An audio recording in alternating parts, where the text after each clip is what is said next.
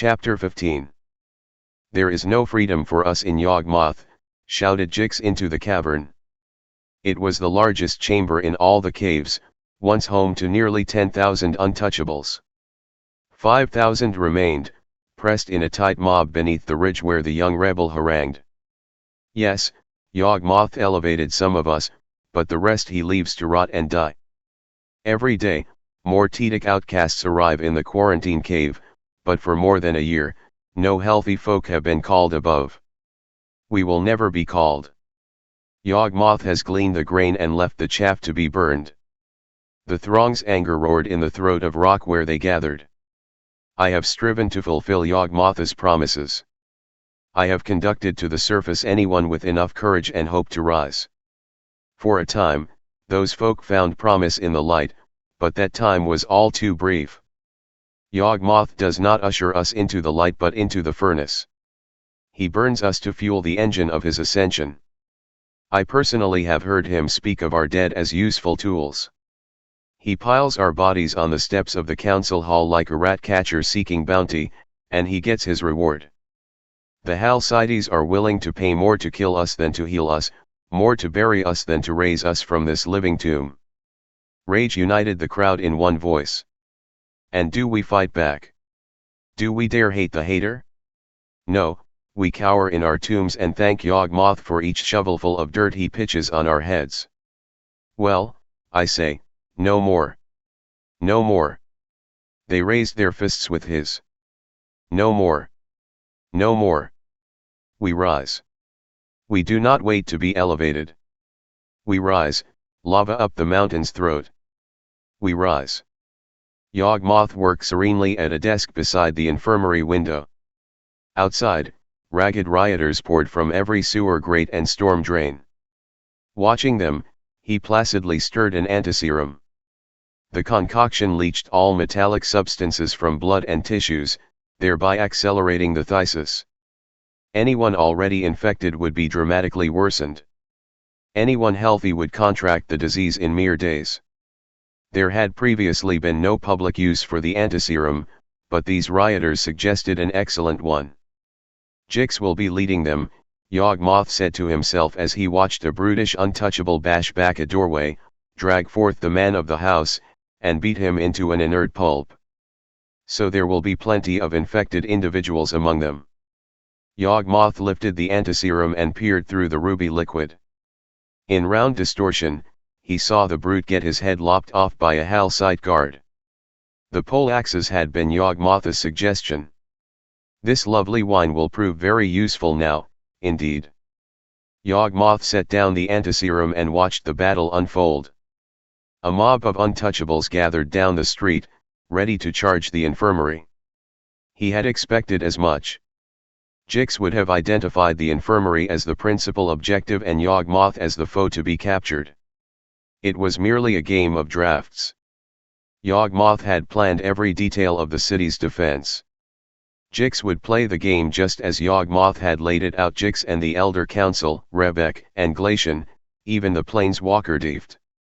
All were opponents, whether they knew it or not, and this was Yawgmoth's game. He drew open a drawer of the desk and removed a shallow box. Within lay a miniature floor plan of the infirmary. Small power stones glinted in key locations along the plan. Outside, a group of rabble perhaps 200 strong surged down the street toward the infirmary. Above their heads, they brandished whatever weapons, true or improvised, that they had gathered. An animal roar united them into a single, mangy beast. The mob stretched out in the charge. The front of the group rushed up the main stairs. White marble murals funneled them beneath a lofted statue of crystal, a gigantic angel spreading wings of welcome before this place of healing. Without slowing, the rioters crashed thunderously against the infirmary's steel doors. Rebek had protested about those doors, Yawgmoth muttered. He had replaced cut glass with stout steel. She would not protest when she learned the new doors might well have saved her husband's life. The rest of the mob arrived. Rioters crushed up against steel. The momentum of their charge was spent in the impact of body on body.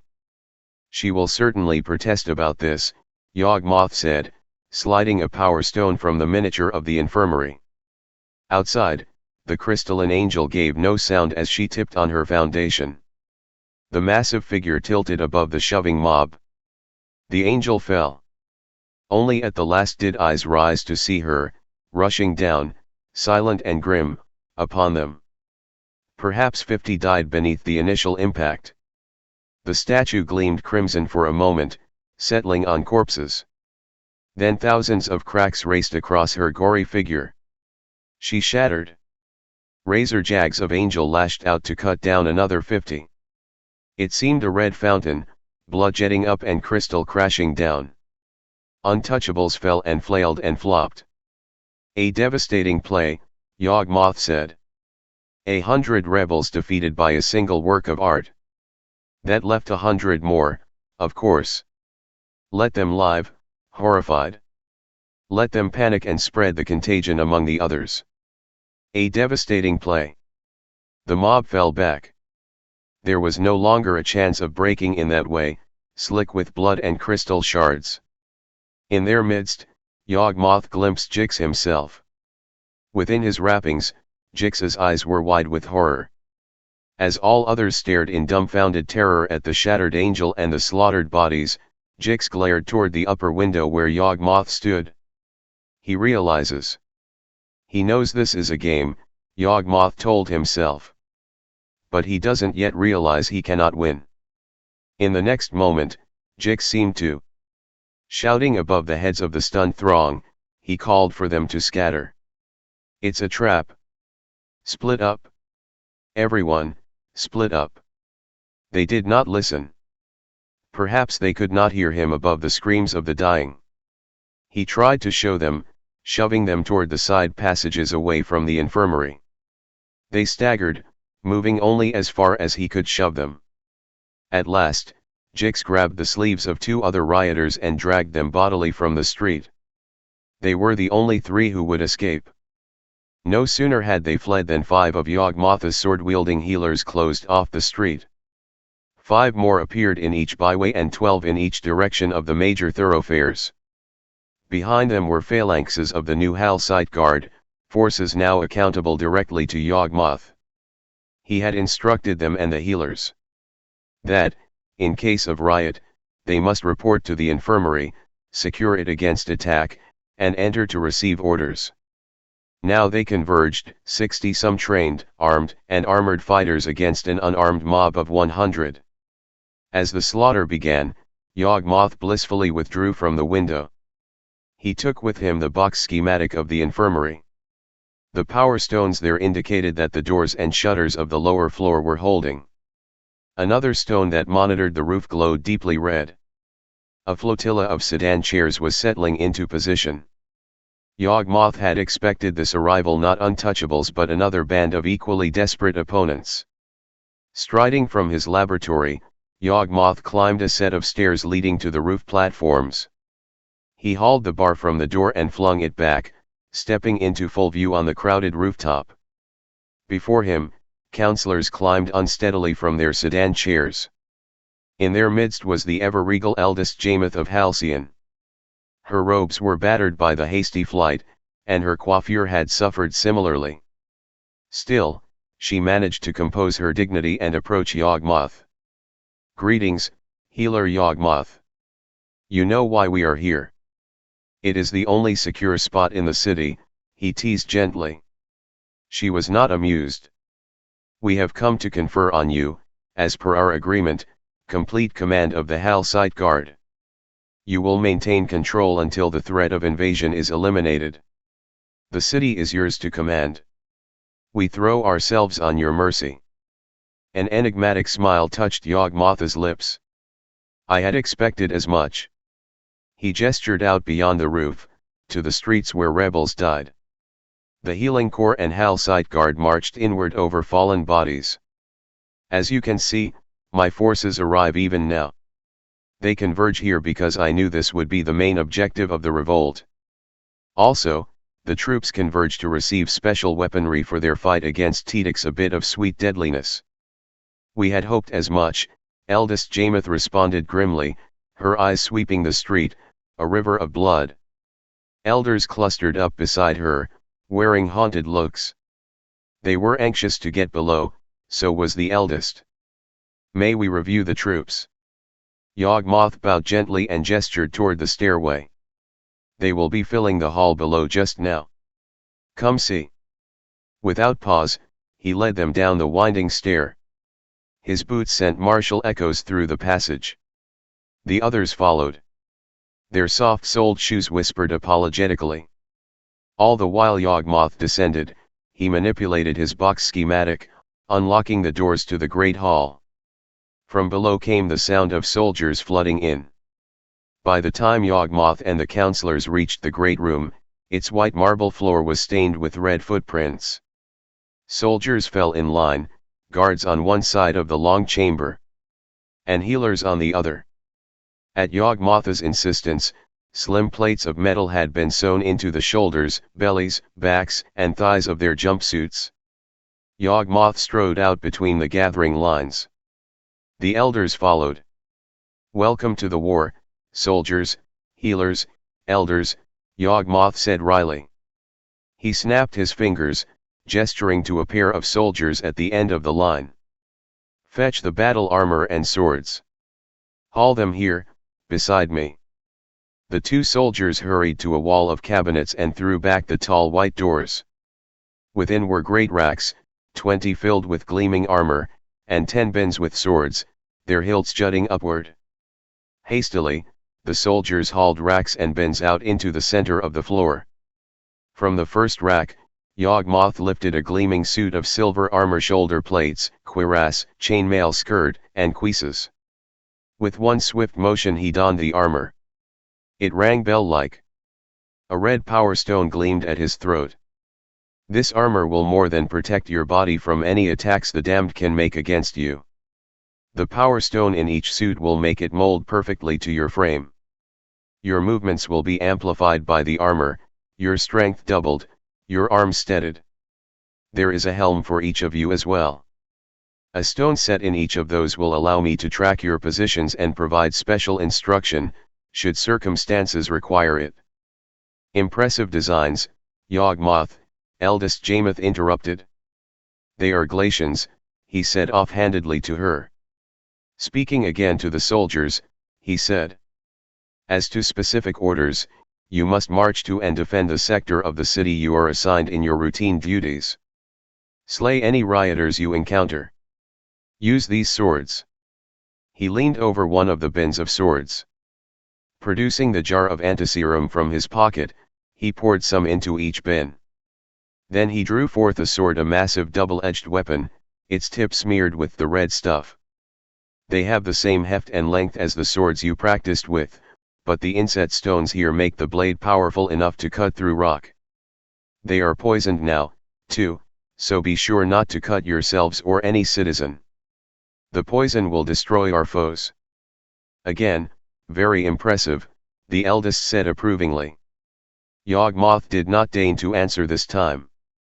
Instead, he gestured toward the racks and bins. "Armor and arm yourselves." With the clamor of hundreds of boots, the soldiers and healers converged. A strange alliance of fear and hope filled the faces of the elders as Yawgmoth's forces converged. One by one, the troops were transformed into gleaming warriors with magic-enhanced great swords. "How long have I been in charge of the Halcite Guard?" Yawgmoth asked the elders. "Only a few moments. And look at them now." "Yes," eldest Jamoth said. "Look at them now." Yawgmoth gathered the counselors. "Come with me. You will see more." As the armies of Halcyon accoutered themselves and marched out into the bloody streets, Yawgmoth led the counselors upstairs. Their shoes stained each tread. Excited whispers filled the air.